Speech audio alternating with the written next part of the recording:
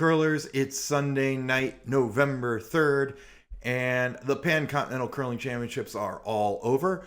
We have our winners in the A and B divisions, and I want to go over who won all the medals in this competition, as well as the implications, both those that are probably pretty obvious to you and those that might not be, because this tournament actually could have an impact on what happens at the 2026 Winter Olympics for curling.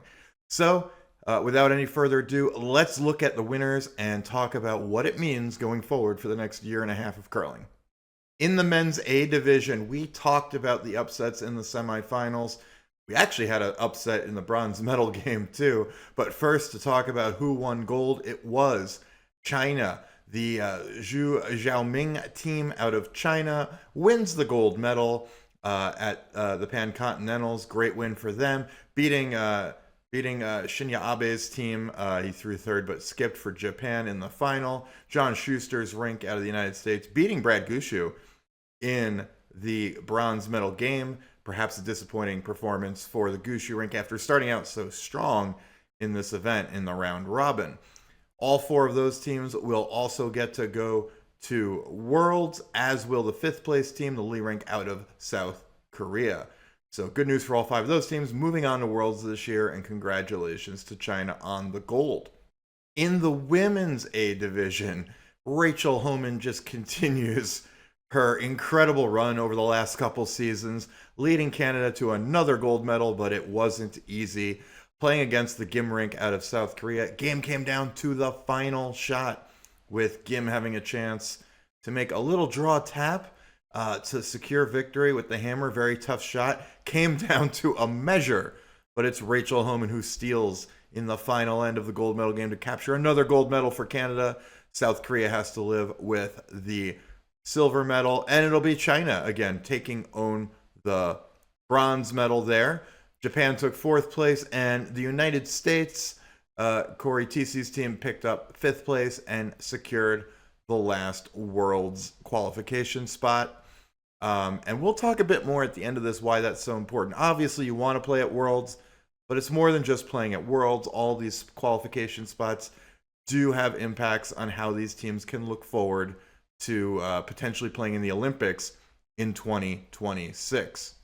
And to some extent, that's also true down in the B division, where the winners of each division will move up to A next year. And as we'll talk about in a second, that's a huge deal for these teams.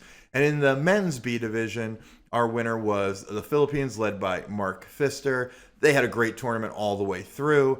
Were the team to beat right into the playoffs, had little trouble in the gold medal game, beating a very good Kazakhstan team that had given them a real tough game in the round robin portion. Hong Kong taking the bronze. The Philippines gets to move up to the A division of the Pan-Continental next year.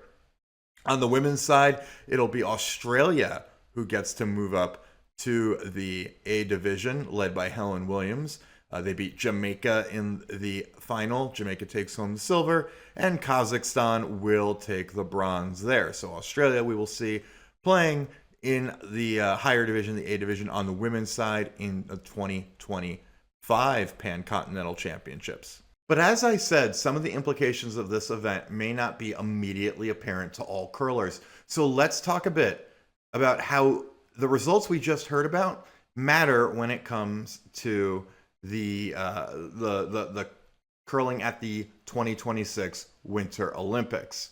So in order to qualify for the Olympics, there are really three different ways you can go about it. One, you can be the host country. Italy is hosting the 2026 Olympics, so when you look at men's and women's play and there's 10 spots on each side, one automatically goes to Italy.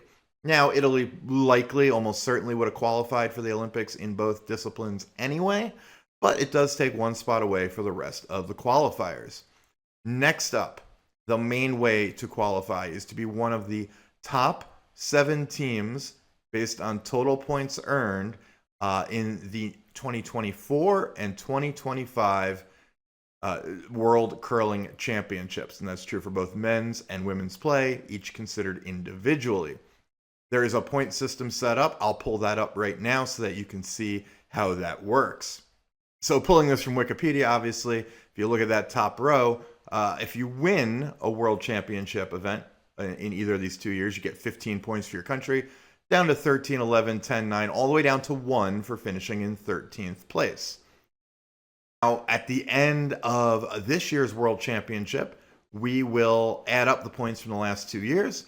The top 7 teams automatically get into the Olympics. This means teams on the men's side like Sweden and Canada, and on the women's side like Canada and Switzerland, are doing very well. They already have a ton of points from making the gold medal games last season. Other teams have more work to do. For instance, if you're the United States that finished 7th in Worlds last year, it's a big deal that, Corey Tesi was able to finish 5th and make Worlds again, because you can add on to that 7-point total you have.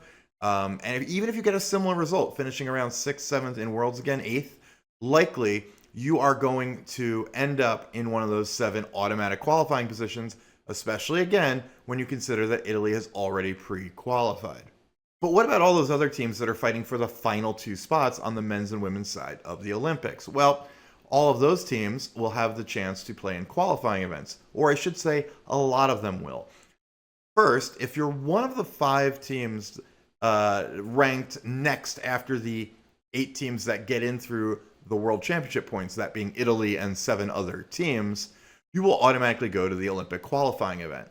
Other teams can qualify through a pre-qualification event to get them into the qualifying event. Now, that pre-qualifying event is made up of any other teams that played at Worlds that didn't automatically get in the qualifying event, and anyone who has played in the A level of either the European Championships or the Pan-Continental Championships in 2024 or 2025. And that sentence should tell you why it's so important for those teams in B to have tried to win the Pan-Continental B this year. If you're a Philippines team on the men's side in particular that has some talent, that has played at a high level before, this was your path to at least having an outside chance at getting into the Olympics, right?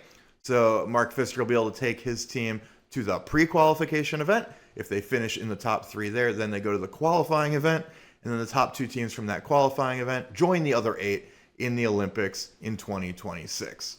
So I hope that helped you understand not only who won, who medaled, and who qualified for Worlds in these events, but why it matters and why even the B event mattered to some of these teams in terms of Olympic hopes, and at least keeping those hopes alive for one more event next year, even if they're long shots to actually make it to the Olympics at the end of this process. If you have any comments or questions, feel free to leave them below. If you enjoyed these updates, if you enjoyed my coverage of this event, leave a comment, like the channel, subscribe, or like the video, subscribe to the channel.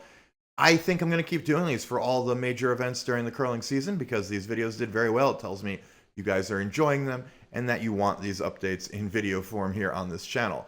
Over the next few weeks, you're going to really see me get back into strategic content for new and improving skips.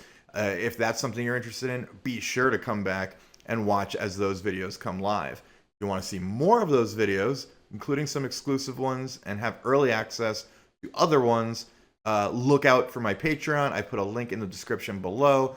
There are tiers starting at $3 that get you some perks. You only pay once monthly.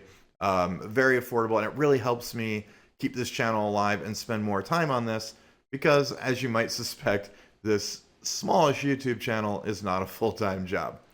Anyway, I hope you've enjoyed this coverage. I hope you enjoyed the Pan-Continental Championships. We'll be looking forward to the Europeans, the Worlds, and everything else coming up this year in the months to come.